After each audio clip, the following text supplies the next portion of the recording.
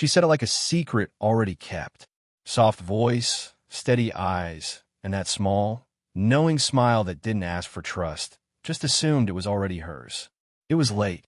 The office emptied an hour ago, but she was still there, leaning against the edge of her husband's desk, his jacket draped over the chair behind her. The city lights behind the glass made her hair look almost silver, every movement catching a flicker of gold. She wasn't supposed to be there. Neither was I. She had called me in, said it was about some report, something her husband forgot to mention. But the papers sat untouched, and the air between us did most of the talking. "I didn't mean to keep you this late," she said, voice low, fingers tracing the rim of a coffee cup gone cold. "It's fine," I said. "I wasn't doing anything." She smiled again, not unkindly, but like she heard something in my words I didn't mean to show. The silence that followed wasn't empty. It was thick, full of breath, and the sound of her bracelets shifting when she moved her wrist. Her name was Clara. I'd known her for months, in that formal, careful way people know someone who doesn't quite belong in their world but still manages to draw gravity. She visited the office sometimes, polite, composed, always smelling faintly of citrus and something warm. But tonight felt different. Maybe it was the quiet. Maybe it was how her eyes stayed on me too long after she spoke. She gestured toward the chair across from her. "Seat, please." I did. The desk between us felt like a boundary we were both pretending not to notice. She crossed one leg over the other, slow, deliberate. The faint sound of fabric brushed against itself, and for a second, I forgot what I was supposed to say. She noticed that too. Her lips curved just slightly, and she looked away. "I wanted to ask you something," she said, glancing at the untouched papers. "About my husband's trip. He mentioned you were helping with the schedule." I nodded, clear my throat. "Yeah, I set up his itinerary." Her gaze lifted to mine again. "Then you know when he's back?" The way she paused on the word back made it sound like she wasn't asking about a flight. She was asking how long until the room we were in stopped feeling this quiet. "Sunday," I said. She breathed in through her nose, slow and steady, then nodded. "Good. That gives us time." "For what?" I asked before I could stop myself. She looked right at me. Not flirtatious, not playful. "Something else. You'll see." Her hand brushed mine when she reached for the pen beside me. Not a full touch, just the edge of her fingers grazing the back of my hand, a ghost of contact that made the moment longer than it should have been. I didn't pull away. Neither did she. Outside, rain began to scatter against the glass. The sound filled the space between words between us.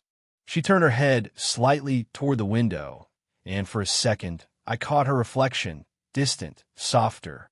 Then she said, almost too quietly, "Don't tell him I called you." Something about the way she said it, not like a command, but a confession, made it impossible to answer. And then, that smile again. The one that didn't need a promise because it already owned it. Before I could speak, the office door clicked. Footsteps. She didn't move. Neither did I. Only the clock ticked, slow, deliberate, as if it knew something we didn't. The door closed again. Just the cleaning staff passing through. But the silence that followed carried its own echo, a shared breath they couldn't unshare. Clara turned away first, tucking a strand of hair behind her ear.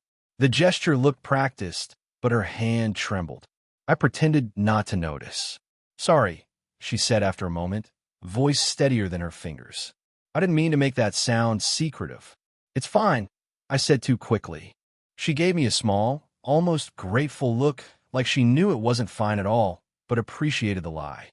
The next morning, I told myself it was over, that I wouldn't think about the way she'd looked at me, the kind of look that left fingerprints even when nothing touched. But at noon, she called again. Just a brief message. "Lunch? I owe you one for last night." I told myself I'd go for the food. I went for her. The cafe she chose was quiet, tucked away behind a row of bookstores. She was already seated when I arrived, a book open in front of her she clearly wasn't reading. When she looked up, she smiled. Not the knowing one from before, but something gentler, tired around the edges. "You're punctual," she said. "You said 1 o'clock. Most people don't listen that closely." Her tone made me feel seen in a way that didn't belong to casual lunches. We talked, or rather, She asked questions and I answered too much. She wanted to know about my work, my plans, whether I liked the city. I learned she used to teach before her husband's business took off, that she missed the noise of young people with purpose. She laughed after she said that, like it was too revealing. I suppose I sound sentimental, she murmured. No, I said, but the word caught somewhere between us, weighted with something unsaid. Her eyes softened, and for a second, she didn't look 40-something, just human, quietly lost. After lunch, we walked out together.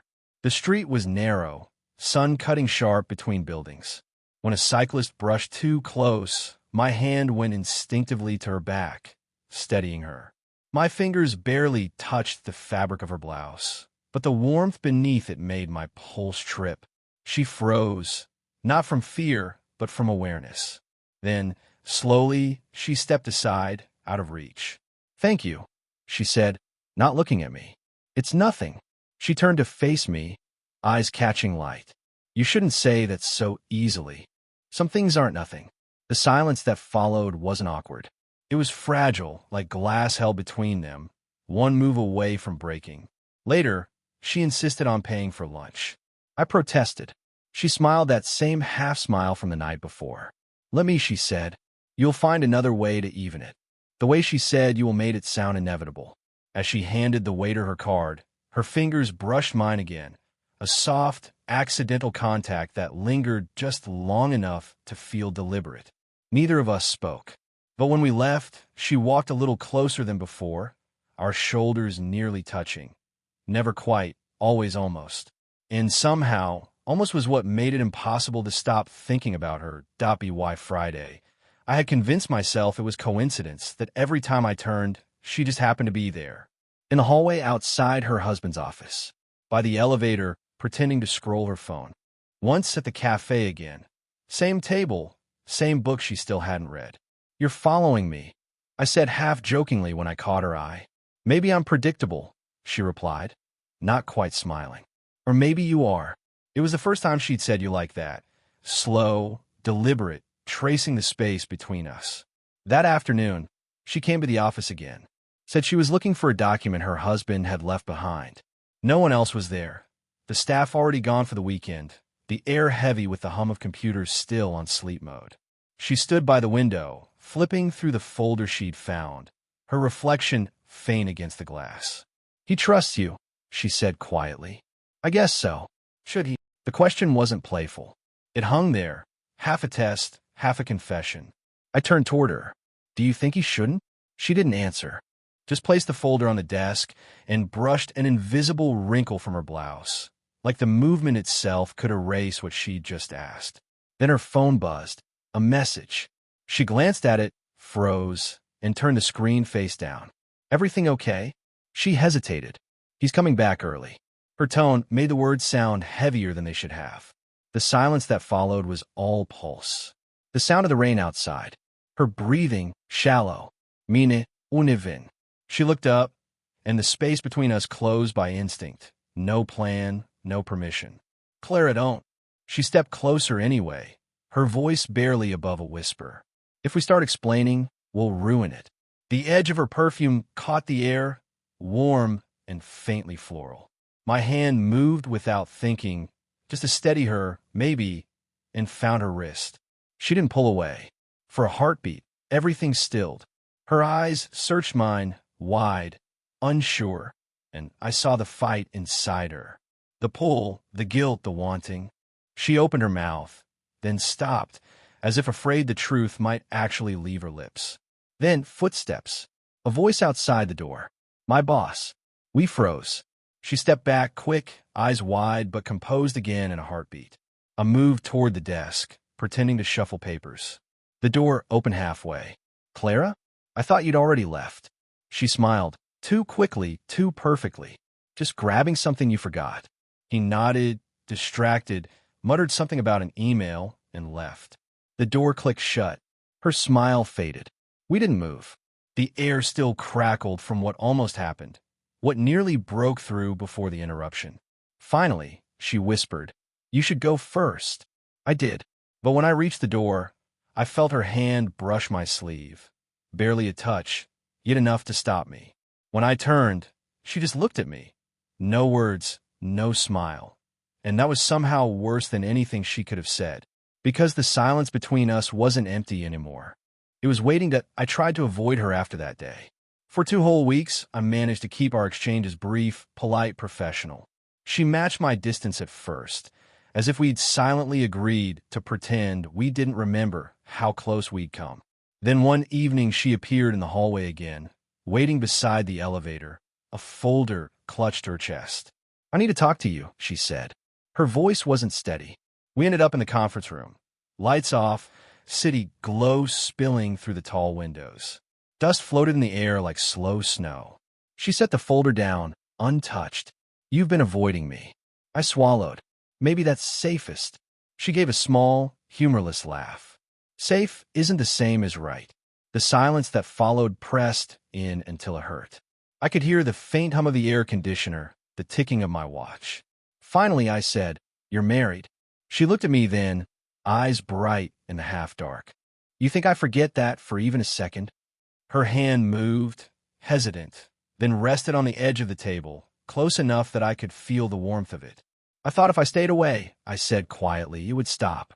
"Has it?" I didn't answer. She stepped closer, close enough that I caught the faint trace of her perfume and something more human underneath. Warm skin, coffee, rain from outside. "You shouldn't," I started, but the words came out rough, useless. She reached up, almost absently, and brushed the hair back from my forehead. The touch was small, but it unbalanced everything. "I keep trying to talk myself out of this," she whispered. "But then you walk into a room, and it feels like I can breathe again. Tell me that's nothing." Her confession hung between us, fragile, dangerous. "I don't know what to do with that," I said. "Neither do I," she breathed, and suddenly she was close enough that the hem of her sleeve brushed my arm. The air felt charged, too thick to move through. She looked at my mouth, then at my eyes. I could hear her heartbeat, maybe mine, and every instinct pulled me forward. Outside, thunder rolled low and distant. Her hand trembled where it rested on my chest, fingertips just over my shirt. "Clara," I said her name like a question. She closed her eyes, only for a second, then opened them again, clear, steady, resolved. "I can't keep pretending," she whispered. The world narrowed to the inch between us. Then, a phone vibrated on the table, lighting up the room for one sharp second with her husband's name on the screen. We both froze. The sound stopped, but the moment didn't. We stayed there, breathing barely apart, knowing that whatever happened next, nothing would return to how it was. The phone stopped buzzing, but its glow stayed on the table, burning both of us with what it implied. Clara turned it face down slowly, as if that tiny motion could hide the truth from sight. "He was supposed to be in Madrid," she said. Her voice wasn't shaking yet, but her hands were. "He might just know," she cut in. "He never calls twice unless something's wrong." Silence folded over us again. Then she exhaled, a long, tired sound that seemed to pull something out of her. "I need to tell you something." The words made my throat tighten. "I didn't call you that first night because of a report," she said. "I called because I saw the way you look at me, and I wanted to know if I was imagining it." For a moment the room felt too small, the air too warm. "You weren't," I said. She closed her eyes, almost flinching. Then I started lying to him, to myself. I told him you were quiet, harmless. I said you reminded me of a student I once had. It sounded innocent enough. The confession hung there, sharp as glass. "And now?" I asked. "Now he's been asking questions," she said. "About you. About why I keep coming here." Her voice broke on the last word. I stepped closer without meaning to. "He knows. Not yet. But he suspects." A gust of wind hit the windows. Her hair moved, brushing my cheek as she turned toward me. For a second, everything outside that room stopped mattering. "You should tell him the truth," I said. She looked up at me, eyes bright, almost defiant. "And what is the truth exactly?" Neither of us had an answer. The hallway light flickered under the door. Somewhere, a copier started its automatic shutdown cycle. Time was running out for both of us, and we knew it. She reached for the folder on the table, but missed, her hand landing against my arm instead. The contact was brief, but enough to make her gasp softly, startled by her own reaction. "This is going to end badly," she whispered. "Then why are you still here?" Her breath caught. "Because you make me feel." She stopped herself, shaking her head. "No, it doesn't matter." "It does," I said, stepping closer until I could see my reflection in her eyes. For a heartbeat, she didn't move. Then she took a small step back, palms flat against the table behind her, cornered more by emotion than by space. "I can't undo what I started," she said, "but I can decide how it ends." Her phone buzzed again, 3 sharp vibrations this time, insistent. She silenced it without looking. Then, quietly, "Meet me tomorrow. Somewhere no one will find us." I hesitated, every reason to walk away flashing through my head, and none of them strong enough. "Where?" She smiled, just barely. "You'll know when you see me." The rain hadn't stopped all morning. By the time I reached the park, the benches were slick, the air silver with mist. She stood under the bandstand roof, arms wrapped around herself, hair damp at the ends. For a moment, I only watched her. How small she looked inside the storm. Then she saw me. "You came," she said. "You told me I'd know where to find you." She almost smiled. "I didn't think you'd believe me." I stepped closer. The smell of rain and her perfume mixed, clean, warm, familiar now. We were alone except for the sound of water hitting metal. She reached up, brushing the moisture from her sleeve. "He left early this morning," she said. Didn't even say goodbye. Something in her voice cracked on goodbye. "I don't know what that means," I said. "It means we have a choice before the world notices." The way she said we made my chest tighten. She looked at me then, really looked. "If you stay, it won't be simple. I'll have to live with that. You will too." Her honesty cut through every version of the story I'd built in my head. I took a step closer, then another, until there was hardly space to breathe. The rain softened to a whisper on the roof above us. "I tried to stop thinking about you," I said. "It didn't work." She exhaled, slow, shaky.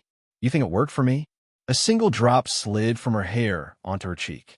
I reached out, without thinking, brushed it away with my thumb.